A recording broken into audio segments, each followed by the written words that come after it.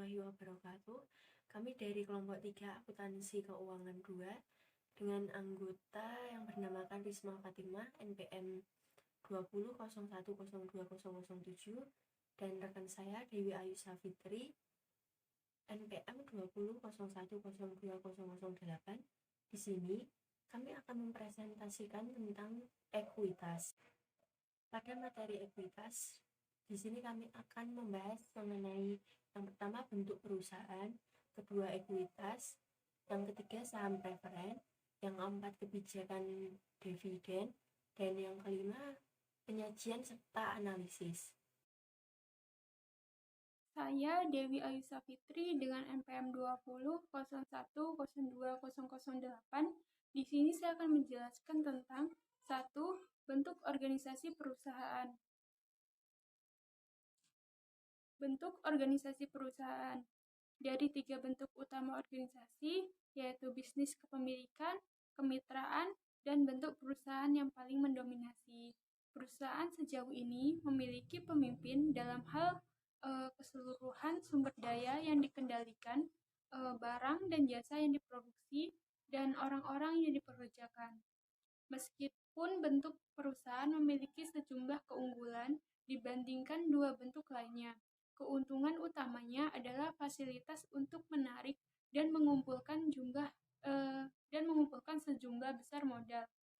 Adapun karakteristik khusus dari bentuk perusahaan yang mempengaruhi akuntansi, yaitu 1. Pengaruh hukum perusahaan. Yang kedua ada penggunaan sistem saham, dan yang ketiga ada pengembangan berbagai kepentingan kepemilikan. Hukum perusahaan. Banyak pemerintah memiliki undang-undang penggabungan. Inkorporasi bisnis. Akuntansi untuk ekuitas mengikuti ketentuan undang-undang ini. Dalam banyak kasus, hukumnya rumit dan bervariasi dalam ketentuan dan definisi persyaratan tertentu. Ada beberapa hukum yang gagal menentukan istilah teknik. Akibatnya istilah sering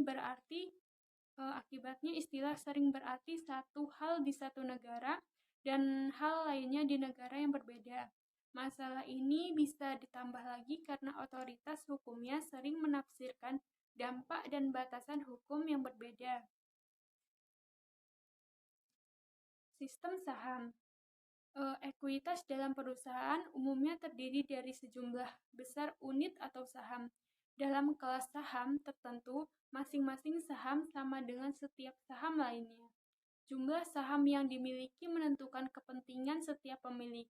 Jika perusahaan memiliki saham biasa dibagi menjadi 1.000 saham, seseorang yang memiliki 500 saham mengendalikan separuh kepentingannya kepemilikan. Seseorang memegang 10 saham memiliki kepentingan 100.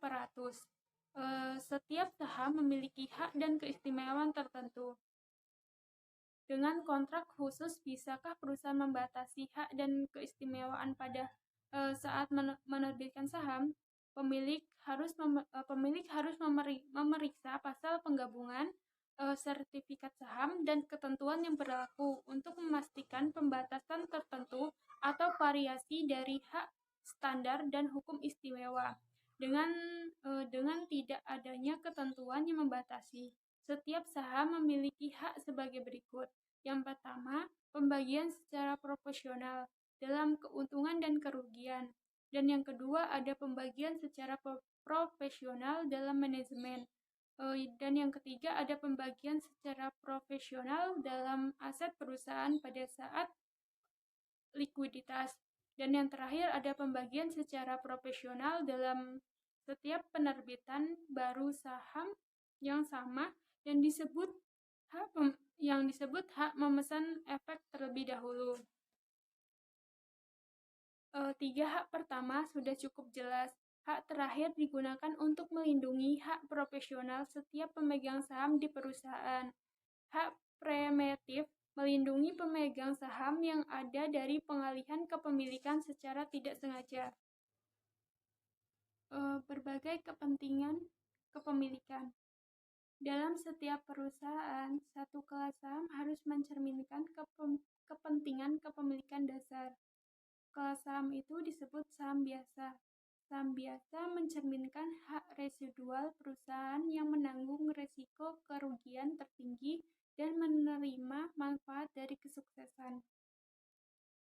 Perusahaan dijamin tidak membagikan dividen atau aset pada saat pembaharuan.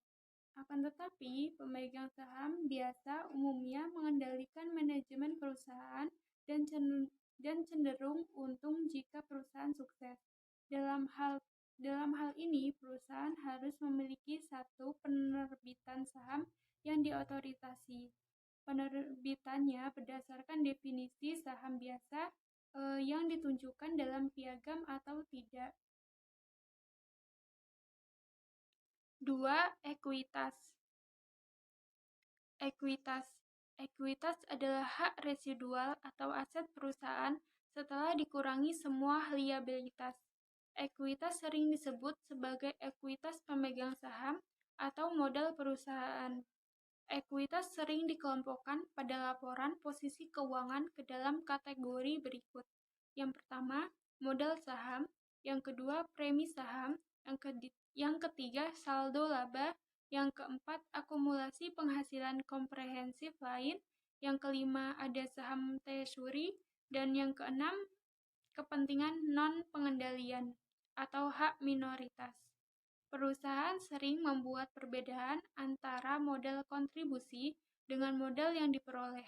Modal kontribusi kapital adalah jumlah total yang dibayarkan pada modal saham, jumlah yang diberikan oleh pemegang saham kepada perusahaan untuk digunakan pada bisnisnya.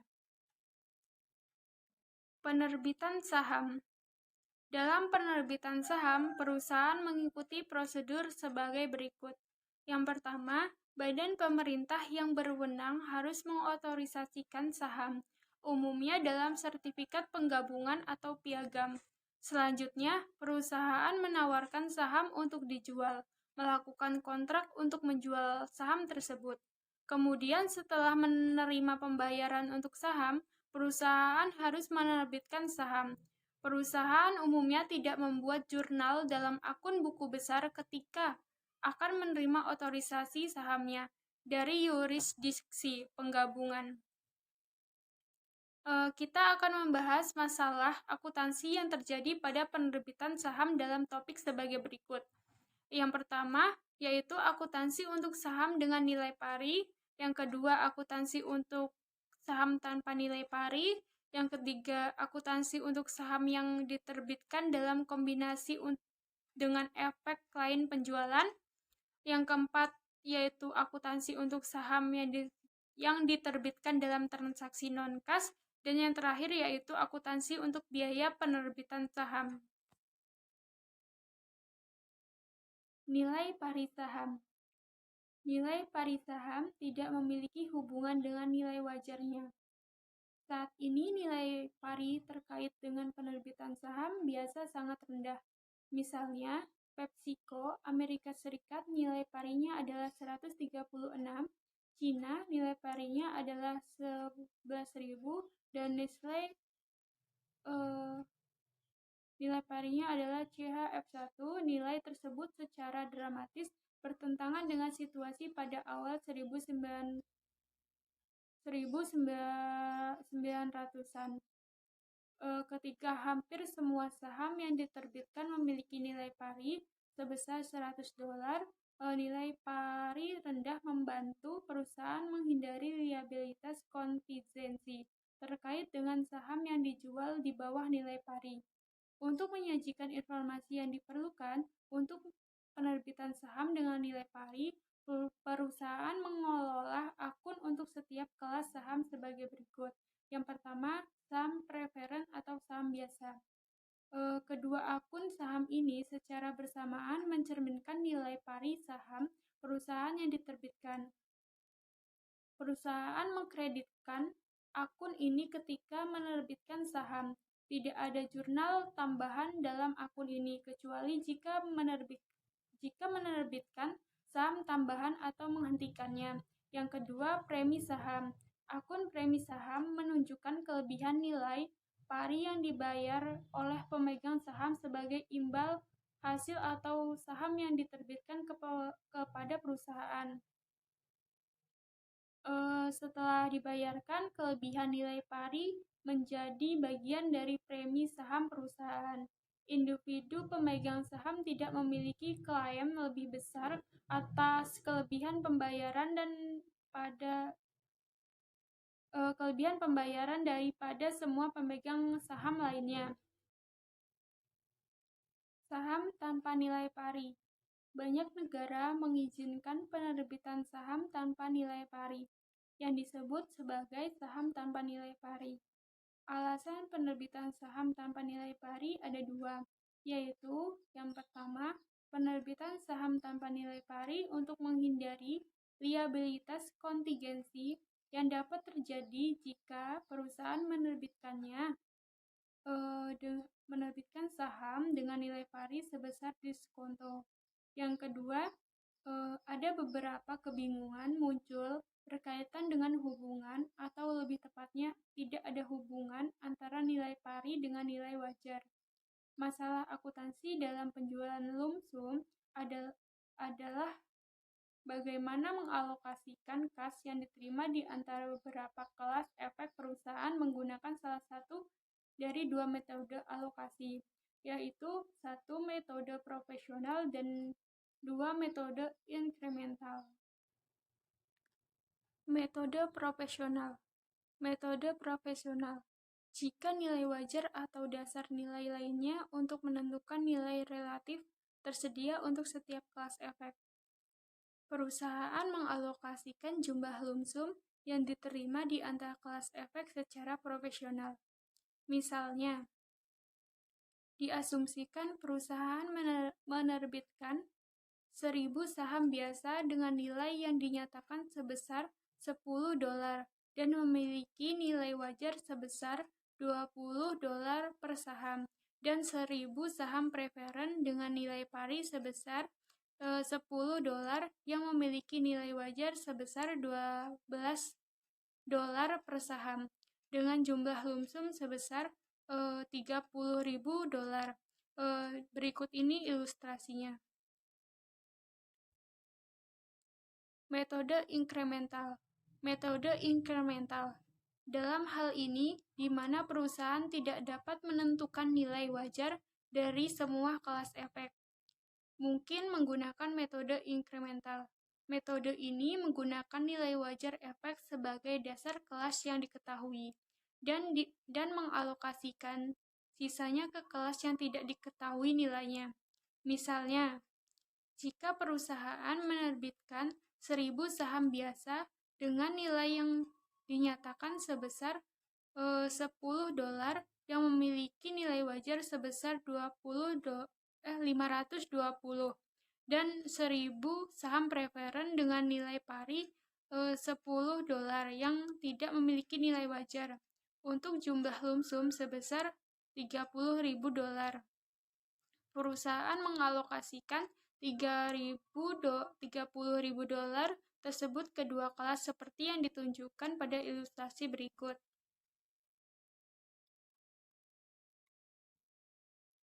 Selanjutnya, saham yang diterbitkan dalam transaksi non-kas. Akuntansi untuk penerbitan saham atas properti atau jasa melibatkan penerbitan penilaian. Aturan umumnya adalah perusahaan harus mencatat saham yang diterbitkan untuk jasa atau properti selain kas pada nilai wajar barang atau jasa yang diterima, kecuali jika nilai wajar tersebut tidak dapat diukur dengan andal.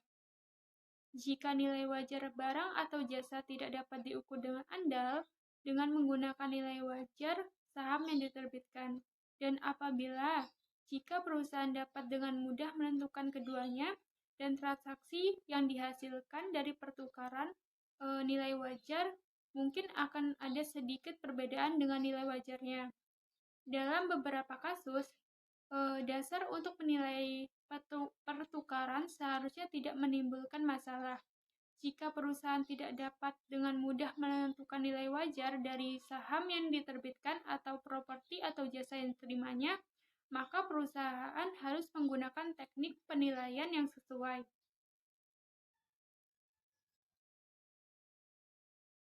Biaya penerbitan saham. Ketika perusahaan seperti Westframe menerbitkan saham, perusahaan harus melaporkan biaya langsung yang dikeluarkan untuk menjual saham, seperti biaya underwriting, biaya akuntansi, biaya hukum, biaya percetakan, dan biaya perpajakan, sebagai pengurangan jumlah yang dibayarkan. Oleh karena itu, Westframe menerbitkan biaya penerbitan untuk premi saham karena tidak terkait dengan operasi perusahaan. Akibatnya, biaya penerbitan atau biaya pendanaan harus mengurangi kas yang diterima dari penjualan saham. Perolehan kembali saham. Perusahaan sering membeli kembali saham miliknya sendiri. Perusahaan membeli sahamnya yang beredar karena beberapa alasan. Yang pertama, untuk memberikan distribusi efisiensi pajak atas kelebihan kas kepada pemegang saham. Pemegang saham menjelaskan akuntansi untuk saham treasury. Yang kedua, untuk meningkatkan laba per saham dan tingkat imbal hasil atas ekuitas. Yang ketiga, untuk memberikan saham pada kontrak kompensasi karyawan atau untuk memenuhi potensi kebutuhan merger. Yang keempat, untuk menggagalkan usaha pengembalian atau mengurangi jumlah pemegang saham. Dan yang kelima, untuk menciptakan pasar dalam saham, seperti yang telah dicatat oleh salah satu eksekutif perusahaan. Selanjutnya, pembelian saham treasury. Perusahaan menggunakan dua metode umum untuk menangani saham treasury. Dalam akun, metode biaya dan metode nilai pari. Kedua metode ini umumnya dapat diterima. Metode biaya menghasilkan penciptaan akun saham treasury untuk biaya perolehan kembali dalam melaporkan akun sebagai pengurangan ekuitas pada laporan keuangan. Yang kedua, metode nilai pari atau nilai yang dinyatakan. Metode ini mencatat semua transaksi atas saham treasury pada nilai parinya dan melaporkan saham treasury hanya sebagai pengurangan modal saham. Pada umumnya, perusahaan menggunakan metode biaya untuk membukukan saham treasury. Metode ini memperoleh fakta bahwa perusahaan mengolah akun saham treasury dengan biaya perolehan saham yang dibeli. Dengan metode biaya, perusahaan mendebitkan akun saham treasury untuk biaya perolehan saham yang diakuisisikan. Pada saat penerbitan kembali sahamnya, perusahaan mengkreditkan akun untuk biaya yang sama. Selanjutnya ada penjualan saham treasury. Perusahaan biasanya menerbitkan ulang atau menghentikan saham treasury. Saat menjual saham treasury, akuntansi untuk penjualan tergantung pada harga. Jika harga jual saham treasury sama dengan biaya perolehan, maka perusahaan mencatat penjualan saham dengan mendebitkan kas dan mengkreditkan saham treasury. Selanjutnya ada penjualan saham treasury di atas biaya perolehan. Bila harga jual saham treasury melebihi biaya perolehannya, maka perusahaan mengkredit selisih ke premi saham treasury, lalu menghentikan saham treasury. Ekuitas Dewan Direksi dapat menyetujui penghentian saham treasury. Hasil keputusan ini membatalkan saham treasury dan mengurangi jumlah yang diterbitkan. Selanjutnya ada menghentikan saham treasury. Menghentikan saham treasury memiliki status saham yang diotorisasi dan tidak diterbitkan. Pengaruh akuntansinya sama dengan penjualan saham treasury kecuali perusahaan mendebit akun ekuitas yang tepat terkait dengan penghentian saham dan bukan kas. 3. Saham preferen. Saham preferen. Saham preferen adalah kelas saham khusus yang memiliki preferensi atau fitur tertentu yang tidak dimiliki oleh saham biasa. Fitur yang paling sering dikaitkan dengan penerbitan saham preferen adalah sebagai berikut. Yang pertama, preferensi untuk dividen, preferensi untuk aset jika terjadi likuidasi. Yang ketiga, dapat dikonversi menjadi saham biasa. Yang keempat, dapat ditarik kembali pada opsi dari perusahaan. Yang kelima, tidak memiliki hak suara. Fitur yang membedakan preferensi dari saham biasa mungkin lebih bersifat efektif dan negatif daripada preferensinya. Misalnya, saham preferen kemungkinan tidak memiliki hak suara, tidak kumulatif, dan tidak berpartisipasi. Perusahaan biasanya menerbitkan saham preferen dengan nilai pari, dan preferensi dividen dinyatakan sebagai persentase dari nilai pari. Fitur saham preferen. Fitur saham preferen perusahaan dapat menyertakan preferen atau batasan pada setiap kombinasi yang diinginkan. Dengan penerbitan saham preferen selama tidak melanggar secara spesifik terhadap hukum penggabungan dalam negara tersebut. Selain itu, perusahaan dapat menerbitkan lebih dari satu jenis saham preferen. Bagian ini akan membahas berbagai fitur umum terkait saham preferen. Yang pertama, saham preferen kumulatif. Saham preferen kumulatif mensyaratkan jika perusahaan gagal membayar dividen dalam setiap tahunnya, maka perusahaan harus menyelesaikan pada tahun berikutnya sebelum membayar dividen kepada pemegang saham biasa. Yang kedua, ada saham preferen partisipasi. Pemegang saham preferen partisipasi berbagi secara rata dengan pemegang saham biasa atas setiap pembagian laba di luar tingkat yang ditentukan. Artinya, saham preferen 5%. Jika memiliki partisipasi penuh akan menerima tidak hanya 5% pengembalian, tetapi juga dividen pada tingkat yang sama dengan yang dibayarkan kepada pemegang saham biasa jika dibayarkan lebih dari 5 nilai pari atau nilai yang dinyatakan kepada pemegang saham biasa. Selanjutnya, saham preferen konversi. Saham preferen konversi memungkinkan pemegang saham sesuai opsi untuk menukarkan saham preferen menjadi saham biasa pada rasio yang telah ditentukan. Pemegang saham preferen konversi tidak hanya menikmati klaim preferensi atas dividen, tetapi juga memiliki opsi untuk mengonversi menjadi pemegang saham biasa dengan partisipasi yang tidak terbatas atas laba. Selanjutnya, saham preferen callable. Saham preferen callable mengizinkan perusahaan menerbitkan pada opsinya untuk menarik atau menebus saham preferen yang beredar pada tanggal tertentu di masa depan dan pada harga yang ditentukan.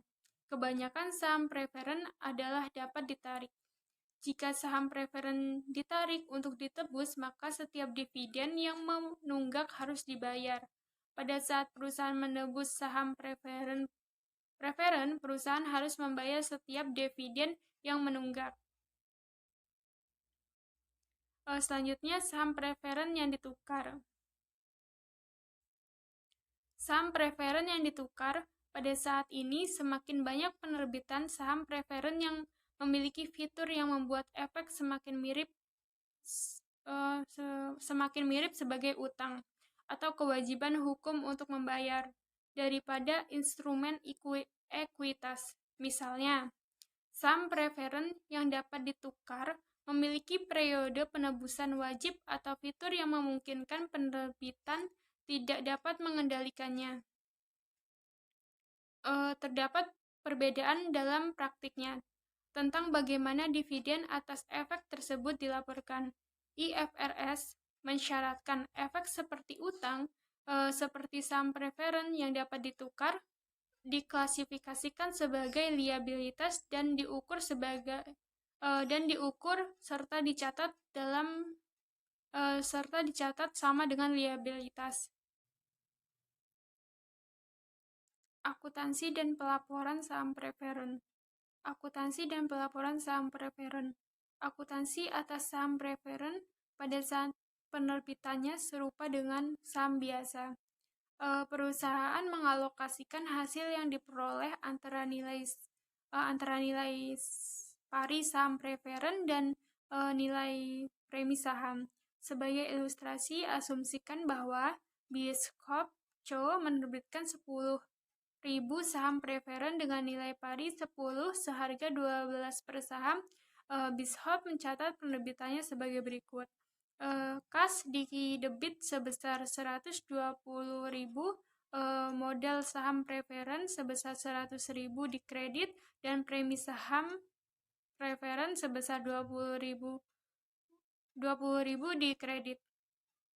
Jadi, Biscoff Co. mengelola akun yang terpisah untuk kelas saham yang berbeda. Perusahaan mempertimbangkan saham preferen konversi sebagai bagian dari ekuitas. Perkenalkan, nama saya Risma Fatimah. Di sini saya akan menjelaskan tentang kebijakan dividen. Yang keempat yaitu kebijakan dividen. Alasan mengapa sedikit perusahaan membayar dividen dalam jumlah yang setara dengan ketersediaan saldo secara ilegal yang dilakukan perusahaan yaitu karena yang pertama, untuk mematuhi perjanjian dengan kreditor. Yang kedua, untuk memenuhi kebutuhan perusahaan. Yang ketiga, untuk menahan aset yang seharusnya dibayarkan secara dividen. Yang keempat, untuk melancarkan pembayaran dividen. Dan yang kelima, untuk membuat bantalan atau penyangga terhadap kerugian atau suatu kesalahan yang mungkin akan terjadi. Selanjutnya ada jenis-jenis dividen. Yang pertama ada dividen tunai, dividen properti, dividen likuidasi, dan dividen saham. Semua dividen, kecuali dividen saham, akan mengurangi total ekuitas perusahaan. Ketika perusahaan mengumumkan dividen saham, perusahaan tidak membayarkan aset ataupun menimbulkan liabilitas dan hanya menerbitkan saham tambahan untuk para pemegang saham. Dividen tunai. Pada dividen tunai terdapat persetujuan keputusan Dewan Direksi untuk mengumumkan sebuah dividen. Kemudian ada pengumuman dividen tunai merupakan sebuah liabilitas pada perusahaan. Yang ketiga, perusahaan tidak mengumumkan atau membayar dividen tunai atas saham treasury-nya. Selanjutnya ada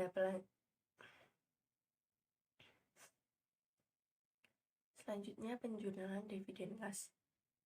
Yang pertama, pada saat tanggal pengumuman, saldo laba di debit dan utang dividen di kredit. Pada saat tanggal pencatatan tidak ada jurnalnya. Yang ketiga, pada tanggal pembayaran di debit yaitu utang dividen, kemudian di kredit ada kas.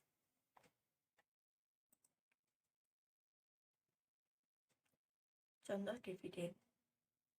Perusahaan Rottweiler Vigro pada 10 Juni mengumumkan adanya dividen tunai sebesar 50 sen per saham atas 1,8 juta saham terutang pada tanggal 16 Juli kepada seluruh pemegang saham yang tercatat pada 24 Juni.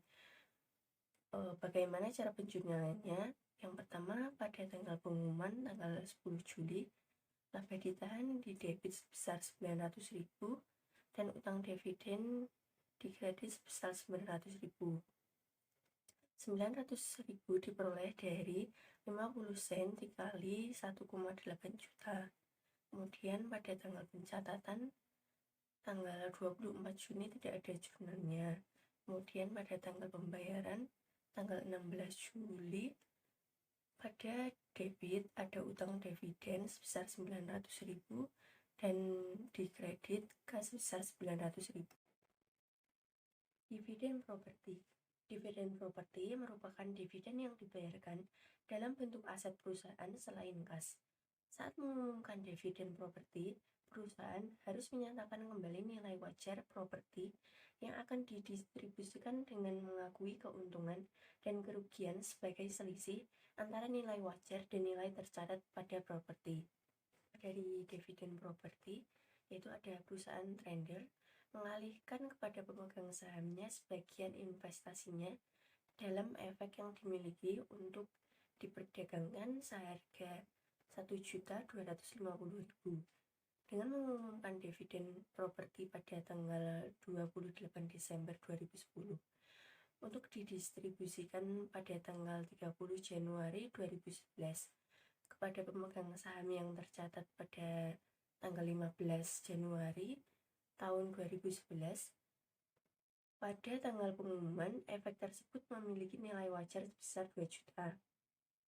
Maka untuk pencatatan penjurnalannya yaitu pada tanggal pengumuman tanggal 28 Desember 2010, investasi ekuitas didebit sebesar 750.000 dan keuntungan dikredit atau kerugian akibat pemilikan belum direalisasikan sebuah laba dikredit sebesar 750.000. Ini didapat dari 2 juta dikurangi dengan 1.250.000.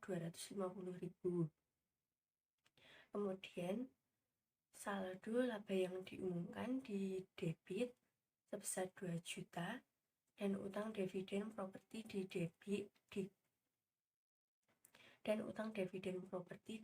sebesar 2 juta. Kemudian pada tanggal didistribusikan tanggal 30 Januari 2011, utang dividen properti di debit sebesar 2 juta dan investasi ekuitas dikredit sebesar 2 juta. Dividen likuidasi. Dividen ini merupakan pengembalian investasi pemegang saham dan bukan merupakan suatu keuntungan. Setiap dividen yang tidak didasarkan pada laba akan mengurangi jumlah yang akan dibayarkan oleh pemegang saham. Ini disebut sebagai dividen likuidasi. McChesney mengeluarkan dividen kepada pemegang saham biasa sebesar 1.200.000. Pengumuman dividen tunai ini menyatakan bahwa pemegang saham harus mempertimbangkan sebesar 900.000 sebagai laba dan sisanya sebagai pengembalian modal. Maka pada tanggal pengumuman dicatat saldo laba di debit sebesar 900.000 dan premi saham biasa sebesar 300.000 di debit dan utang dividen dikredit sebesar 1.200.000. Pada premi saham biasa didapat 300.000 dari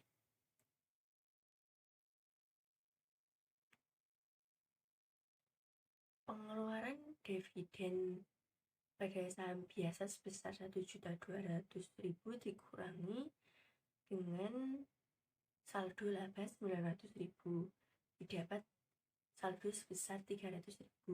Kemudian pada tanggal pembayaran, utang dividen didebit sebesar 1.200.000 dan kas dikredit sebesar 1.200.000.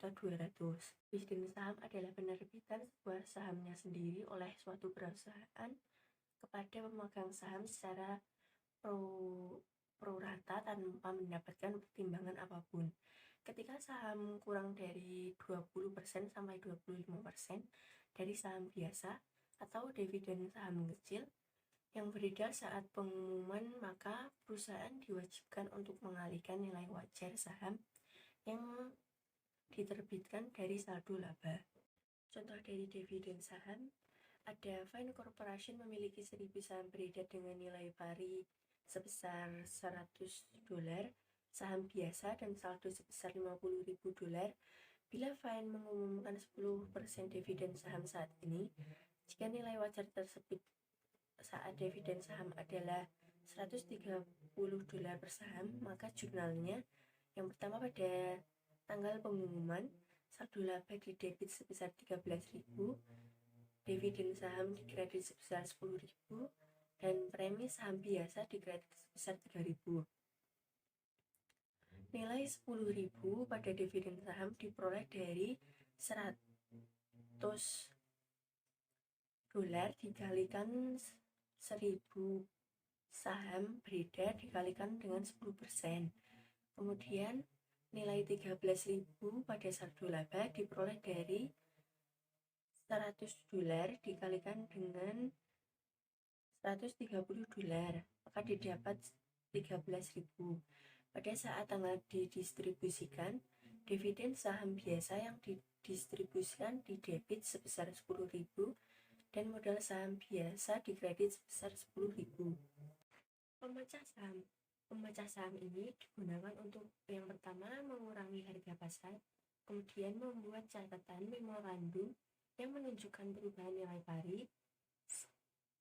nilai pari saham, dan peningkatan jumlah saham. Berikut merupakan contoh dari pemecahan saham. Yang pertama, ekuitas sebelum pemecahan 1 untuk 2 ada modal saham biasa, yaitu 1.000 saham beredar dan saham nilai parinya sebesar 100 dolar. Kemudian diperoleh harga sebesar 100.000 dolar dan saldo laba sebesar 50.000.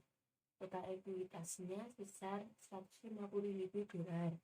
Kemudian ekuitas setelah pemecahan 1 untuk 2 pada modal saham biasa terjadi peningkatan saham yang beredar sebesar 2.000 lembar saham dan saham nilai parinya dibagi menjadi 2 dari 100.000 dolar menjadi 50 dolar.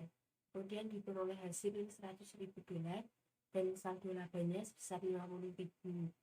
Total ekuitasnya yaitu sama 150.000 dolar. Perbandingan jenis dividen. Di sini ada sebuah perbandingan jenis-jenis dividen. Pada dividen pengumuman tunai, pembayaran, dividen saham kecil, dividen saham besar. Kemudian pemecahan sahamnya. Ada saldo laba, pengumuman dividen tunai yaitu menurun, kemudian pembayaran dividen tunai tetap, dividen saham kecil menurun, dividen saham besar menurun, dan pemecahan sahamnya tetap. Kemudian pada modal saham, pengumuman dividen tunainya tetap, pembayaran dividen tunai tetap, dividen saham kecil meningkat, dividen saham besarnya meningkat, dan pemecahan sahamnya tetap. Dan masih ada premi saham, total ekuitas, modal kerja, total aset. Pengungkapan pembatasan pada saldo laba. Pembatasan saldo laba atau dividen sebaiknya diungkapkan dengan catatan atas laporan keuangan. Pengungkapan atas catatan harus diungkapkan dengan sumber pembatasan, ketentuan yang berkaitan, dan jumlah saldo laba yang digunakan atau jumlah yang tidak dibatasi. Yang kelima ada penyajian dan analitis. Berikut ini merupakan contoh laporan ekuitas. Penyajian ekuitas pada cross company dengan total ekuitas akhirnya sebesar 12 juta dolar. Penyajian laporan perubahan ekuitas. Yang pertama, total laba rugi komprehensif untuk periode bersangkutan menunjukkan secara terpisah jumlah total yang dapat didistribusikan kepada pemilik entitas induk atau kepentingan non-pengendali. Yang kedua, untuk setiap komponen ekuitas pengaruh dan penerapan retrospektif atau penyajian kembali retrospektif. Kedua, untuk setiap komponen ekuitas pengaruh dan penerapan retrospektif atau penyajian kembali retrospektif. Yang ketiga, untuk setiap komponen ekuitas, rekonsiliasi antara jumlah tercatat pada awal dan akhir periode terpisah mengungkapkan perubahan yang diakibatkan dari yang pertama keuntungan atau kerugian, kemudian item dari penghasilan komprehensif lainnya, yang ketiga transaksi dengan pemilik dalam kapasitasnya sebagai pemilik. Berikut ini merupakan contoh penyajian laporan perubahan ekuitas. Pada total saldo akhir periode didapatkan sebesar $1.026.000. Analisis ekuitas. Yang pertama, tingkat imbal hasil atas ekuitas saham biasa. Ini mengukur profitabilitas dari sudut pandang pemegang saham.